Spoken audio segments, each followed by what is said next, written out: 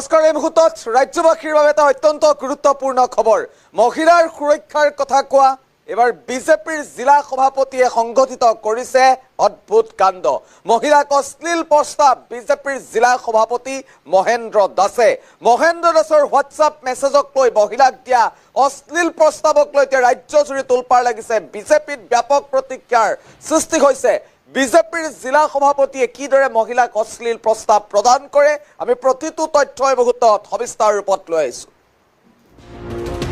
এটা breaking news এই মুহূৰ্তত। বিজেপিৰ জিলা সভাপতিৰ লাজ লগা কাণ্ড। মহিলা কৰ্মীকেই অশ্লীল প্ৰস্তাৱ বিজেপিৰ জিলা সভাপতিৰ। জিলা সভাপতি মহেন্দ্ৰ দাসৰ লাজ লগা কাণ্ড। এটা গুৰুত্বপূৰ্ণ খবৰ।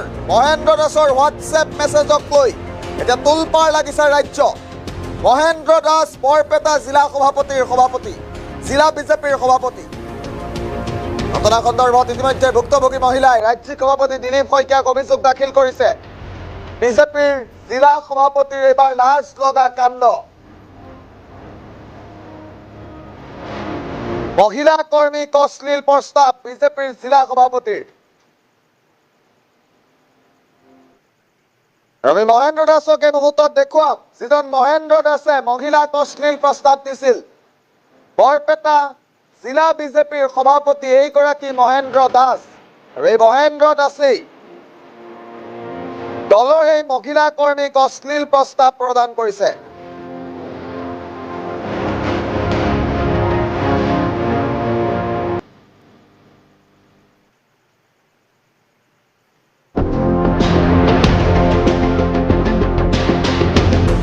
অতিকৈ গুৰুত্বপূৰ্ণ খবৰ আমি আপোনাক জনাইছো।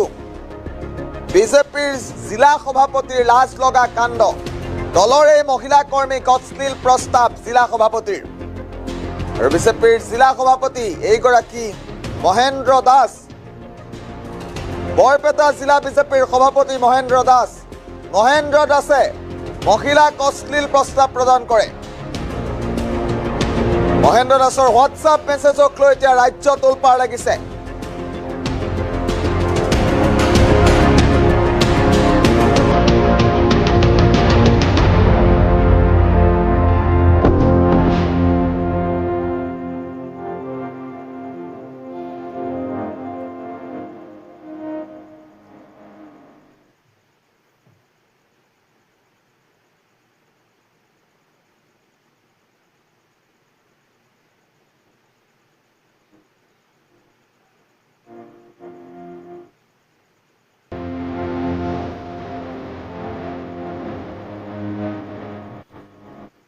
গুৰুত্বপূৰ্ণ খবৰ আমি আপোনাক জনাইছো। বৰপেটা জিলা বিজেপিৰ সভাপতি মহেন্দ্ৰ দাসৰ কাণ্ড এতিয়া তোলপাৰ লগাইছে ৰাজ্য। মহেন্দ্ৰ দাসৰ হোৱাটছআপ মেছেজক লৈ ৰাজ্য তোলপাৰ লাগিছে। মহিলা কৰ্মীক অশ্লীল প্ৰস্তাৱ বিজেপিৰ জিলা সভাপতিৰ।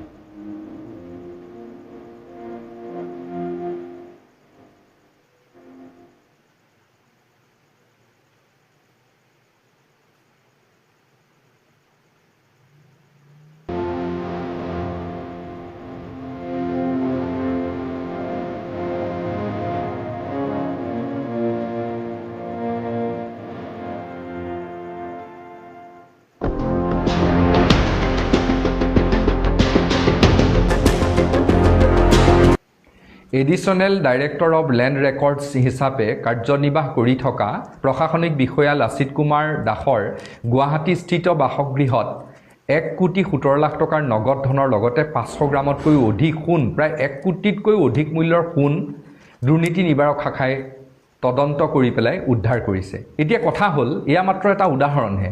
অসমত আৰু সমগ্ৰ ভাৰতবৰ্ষত এনেকুৱা বহু প্ৰশাসনিক বিষয়া আৰু তেওঁলোকৰ লগত বহু মন্ত্ৰী বিধায়কৰ নাম সাঙুৰ খাই পৰিব যিসকলৰ ঘৰত আজিৰ তাৰিখত যদি দুৰ্নীতি নিবাৰক শাখাই যদি প্ৰকৃতাৰ্থত তদন্ত কৰে, প্ৰকৃতাৰ্থত যদি দুৰ্নীতিৰ বিৰুদ্ধে অভিযান চলায়, তেতিয়াহ'লে তেওঁলোকে বহু কোটি কোটি টকাৰ নগদ ধনৰ লগতে কোটি কোটি টকাৰ তেওঁলোকে এই ধন সোণ কিন্তু লাভ কৰিব পাৰিব।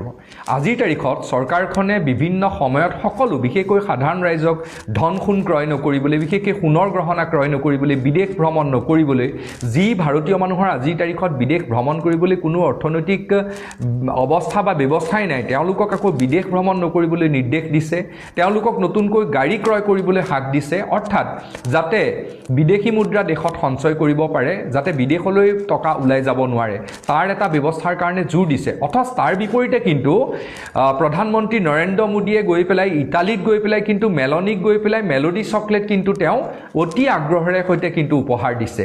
গতিকে এই গোটেই কথাবিলাকত আচলতে কোনো ধৰণৰ এটা সম্বন্ধ আমি মানে নাপাওঁ।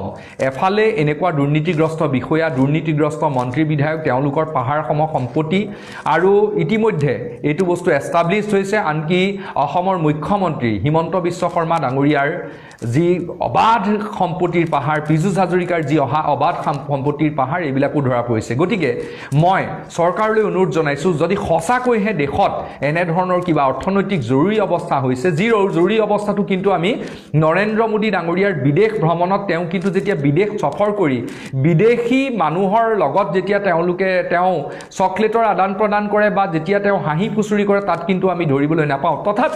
তথাপি যদি দেশত আজি অৰ্থনৈতিক যদি বিপৰ্যয়ৰ সন্মুখীন হৈছে, তেতিয়াহ'লে প্ৰথম তেওঁলোকে এই মন্ত্ৰী বিধায়কৰ ঘৰত দুৰ্নীতি নিবাৰক শাখাই তেওঁলোকে তদন্ত চলাওক, পাহাৰৰ নিচিনা সম্পত্তি উদ্ধাৰ কৰিবলৈ তেওঁলোক সক্ষম হ'ব, আৰু তাৰ পাছত যিমানবিলাক মঠ মন্দিৰ মছজিদ গীৰ্জা যিমান য'ত আছে, যিবিলাকত অপ্ৰয়োজনীয় হিচাপে সোণৰ ভাণ্ডাৰ জমা হৈ আছে, এই ভাণ্ডাৰসমূহ বাজেয়াপ্ত কৰক। প্ৰথম মন্ত্ৰী বিধায়কৰ যি সা সম্পত্তি, অবৈধ সা সম্পত্তি তেওঁলোকে ঘটিছে, সেই সম্পত্তি বাজেয়াপ্ত কৰক।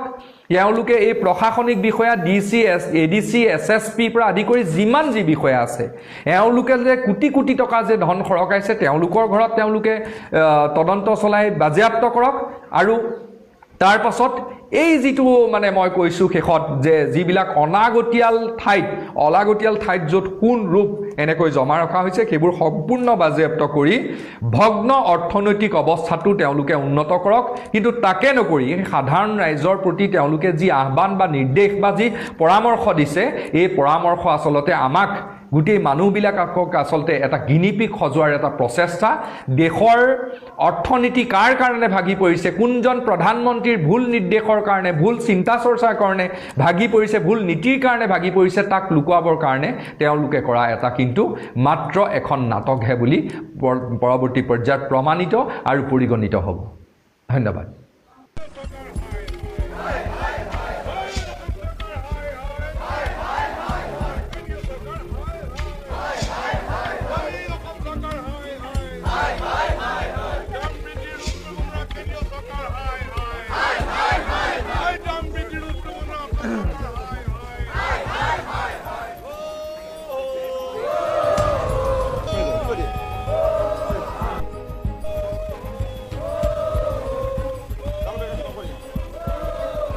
অসমৰ ৰাইজৰ হৈ আজি ছাত্ৰ সন্থা ৰাজপথলৈ ওলাইছোঁ এটা প্ৰশ্ন সুধিবৰ কাৰণে, আৰু প্ৰশ্নটো হৈছে অৰ্থনীতিৰ অধঃপতন, বজাৰত জুই, নিৰ্বিকাৰ চৰকাৰ ক'ত আছে শুই।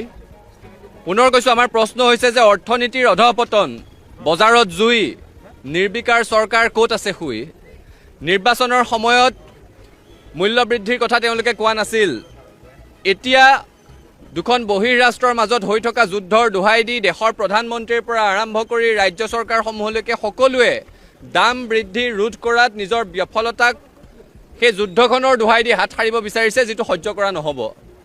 অসমৰ মানুহৰ মূৰত এতিয়া দাম বৃদ্ধিৰ মাধমাৰ সজোৱা হৈছে। এনেকুৱা কোনো বস্তু বজাৰত নাই যাৰ দাম অবাধে বৃদ্ধি হোৱা নাই। অত্যাৱশ্যকীয় সামগ্ৰীৰ পৰা আৰম্ভ কৰি চাউল, দালি, মিঠাতেল, আলু, পিঁয়াজ, গাখীৰৰ পৰা আৰম্ভ কৰি সকলোৰে দাম বৃদ্ধি হৈছে। বাণিজ্যিক চিলিণ্ডাৰ, এটা বাণিজ্যিক চিলিণ্ডাৰৰ মূল্য ৩,০০০ অতিক্ৰম কৰিছে, ইতিহাসত নোহোৱা নোপোজা ঘটনা। আৰু ৩,০০০ টকাৰ বাণিজ্যিক চিলিণ্ডাৰ কিনি সৰু সৰু চাহৰ দোকান, হোটেল, ৰেষ্টুৰেণ্টৰ ব্যৱসায় নচলা হৈছে, সেইবোৰ বন্ধ হোৱাৰ উপক্ৰম হৈছে। হোষ্টেলত থকা ল'ৰা ছোৱালীবোৰে এতিয়া পৰীক্ষাৰ সময়ত খৰি বিচাৰি ফুৰিব লগা হৈছে ভাত ৰান্ধিবৰ কাৰণে। সেইটো হৈছে এইখন চৰকাৰৰ দিনত সফলতাৰ উদাহৰণ, যে হোষ্টেলত থকা ল'ৰা ছোৱালীয়ে খৰি বিচাৰিব লগা হৈছে ভাত ৰান্ধিবলৈ। জীৱনদায়িনী ঔষধৰ পৰা আৰম্ভ কৰি সকলো দৰৱৰ দাম বৃদ্ধি হৈছে। এতিয়া এই সকলোবোৰৰ দোহাই দিবলৈ বিচৰা হৈছে কেৱল যুদ্ধৰ ওপৰত। পেট্ৰল ডিজেলৰ মূল্য বৃদ্ধি ৰোধ কৰিব পৰা নাই। এসপ্তাহত 4বাৰকৈ পেট্ৰল ডিজেলৰ মূল্য বৃদ্ধি হয় আৰু প্ৰধানমন্ত্ৰীগৰাকীয়ে দেশবাসীক এতিয়া আহ্বান জনায় যে সকলোৱে ব্যয় সংকোচন কৰিব লগা হয়। আমি মোদী ডাঙৰীয়াক ধন্যবাদ দিব বিচাৰিছোঁ যে তেওঁৰ সদিচ্ছাৰ কাৰণে অৰ্থনৈতিক ভাণ্ডাৰ ৰখাতলৈ গ'লেও অসমৰ ভাৰতৰ মানুহৰ ইংৰাজী শব্দকোষৰ ভাণ্ডাৰ চহকী হৈছে। তেওঁ ডিমানিটাইজেশ্যন ঘোষণা কৰাৰ আগত আমি বহুত কম মানুহেহে এনেকুৱা এটা শব্দ আছে বুলি জানিছিলোঁ, ডিমানিটাইজেশ্যন। এতিয়া তেওঁ এটা নতুন ইংৰাজী শব্দ তেওঁৰ কৃপাতে আজিকালি সংবাদ মাধ্যমত চৰ্চা চলি আছে, সেইটো হৈছে অষ্টেৰিটি ড্ৰাইভ। তেওঁ আমাৰ ইংৰাজীৰ শব্দ ভাণ্ডাৰ বৃদ্ধি কৰিছে, কিন্তু অৰ্থনীতিৰ ভাণ্ডাৰ ৰখাতলৈ গৈছে। ডলাৰৰ মূল্য এতিয়া টকাৰ সৈতে যদি তুলনা কৰা হয়, প্ৰতি ডলাৰৰ বিনিময়ত টকাৰ মূল্য ৯৬ টকা পৰ্যন্ত পাৰ হৈ গৈছেগৈ।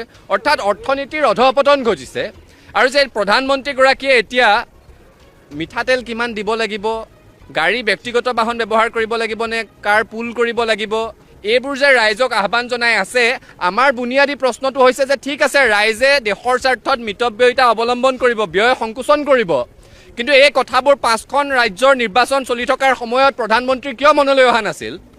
সেইখিনি সময়ত যে হাজাৰ হাজাৰ গাড়ী ব্যৱহাৰ হ'ল, সেইখিনি সময়ত যে ডাঙৰ ডাঙৰ জনসভা পতাৰ নামত যে অৰ্থৰ ব্যয় হ'ল, সেইখিনি সময়ত যে ডাঙৰ ডাঙৰ ভোজ ভাত পতাৰ নামত অৰ্থৰ ব্যয় হ'ল, তেতিয়া কিয় মনলৈ অহা নাছিল যে ব্যয় সংকোচন কৰিব লাগে?